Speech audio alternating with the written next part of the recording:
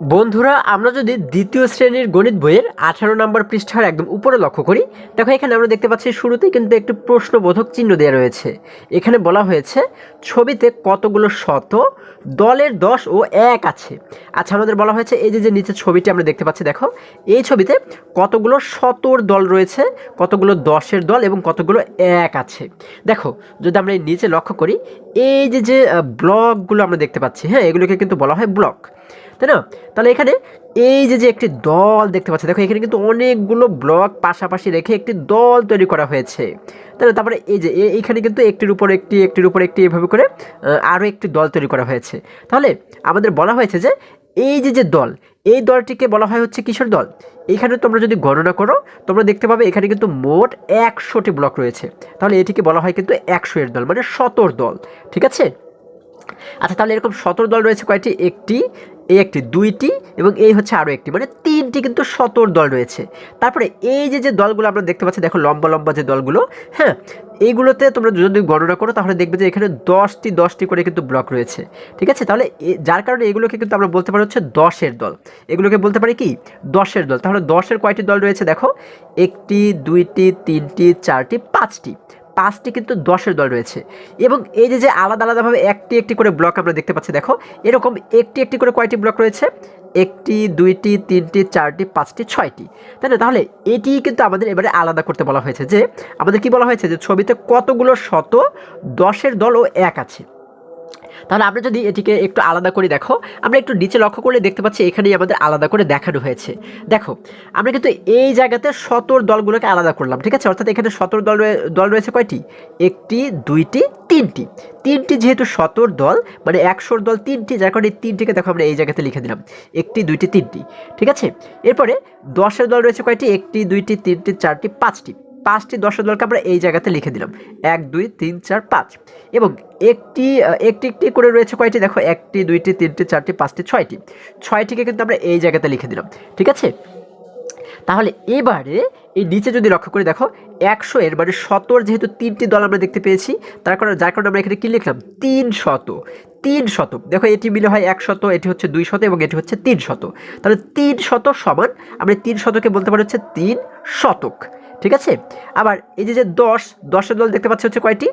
5টি, তাই না? 1, 2, 3, 4, 5টি যেহেতু 10-এর দল, তাহলে আমরা এখানে লিখলাম হচ্ছে 5 10 সমান 5 দশক। তাহলে 10কে কিন্তু দশক বলা হয়, ঠিক আছে? যার কারণে 5টি 10কে আমরা লিখলাম হচ্ছে 5 দশক।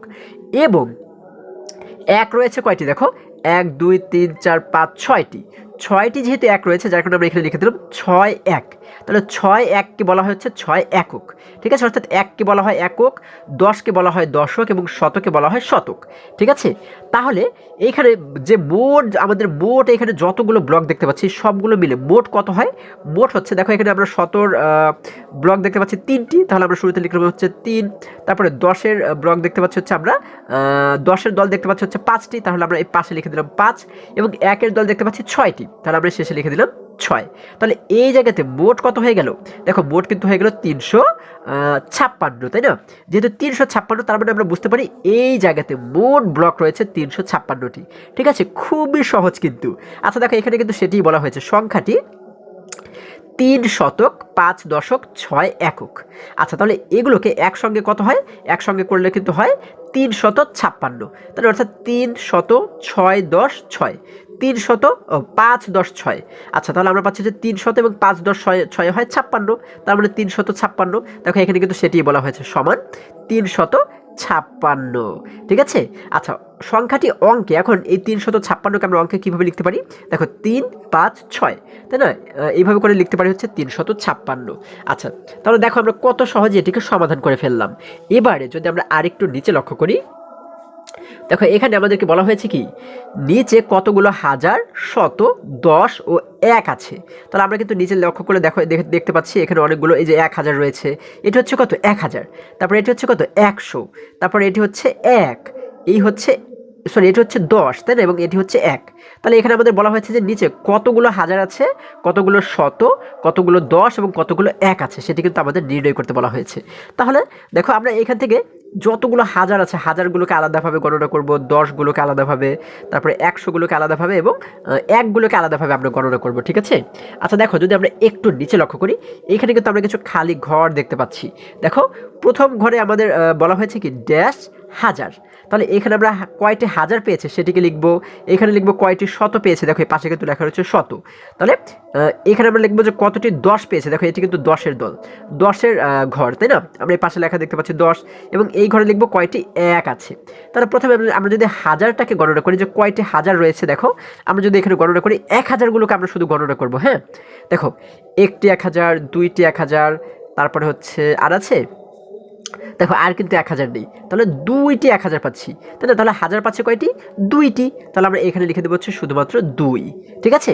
এরপরে এটি হচ্ছে শতর ঘর, শত রয়েছে কয়টি, আমরা এবার সেটিকে যদি লক্ষ্য করি, শত মানে কি, শত মানে কিন্তু 100।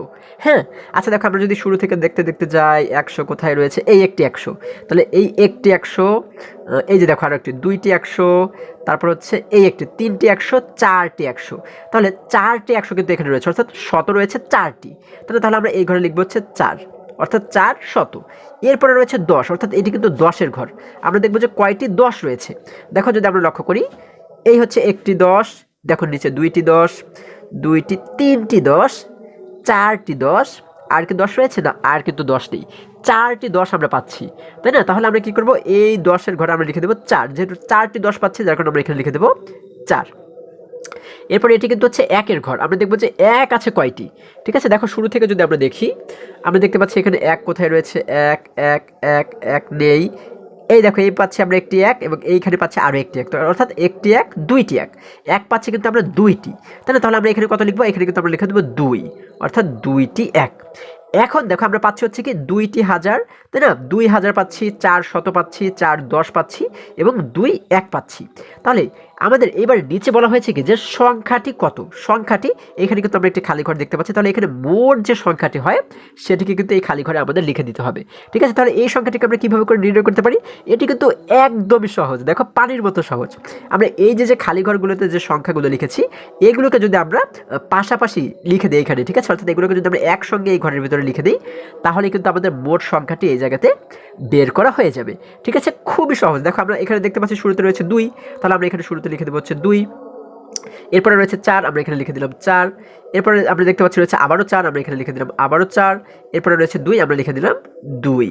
তাহলে এইখানে মোট যে সংখ্যাটি আমরা লিখেছি এটি হচ্ছে কি, এটি হচ্ছে আমাদের উত্তর, অর্থাৎ এখানে যতগুলো আমরা হাজার দেখতে পাচ্ছি, 100 দেখতে পাচ্ছি, 1 দেখতে পাচ্ছি, সবগুলোকে মিলিয়ে এই সংখ্যাটি কিন্তু হয়, ঠিক আছে। তাহলে এই সংখ্যাটি হচ্ছে কত, এটি হচ্ছে 2442, ঠিক আছে। আচ্ছা তাহলে আমাদের এই যে 2442, এটি হচ্ছে কি আমাদের উত্তর। আশা করি সকলেই তোমরা খুবই সহজে এবং খুবই মজায় মজায় এই অঙ্কগুলো শিখতে পেরেছো। বন্ধুরা আজকে আমাদের এই পর্যন্তই, আবারও দেখা হবে পরবর্তী ভিডিওতে। আর হ্যাঁ, তোমরা যদি আমার চ্যানেলে নতুন হয়ে থাকো তাহলে এখনই চ্যানেলটি সাবস্ক্রাইব করে পাশে থাকো, যেন আমার যে কোনো ভিডিও আপলোড করার সাথে সাথে খুব সহজেই তোমরা সেটি পেতে পারো। সকলে ভালো থাকো, সুস্থ সবল থাকো, এই কামনা করে শেষ করছি। ধন্যবাদ সকলকে।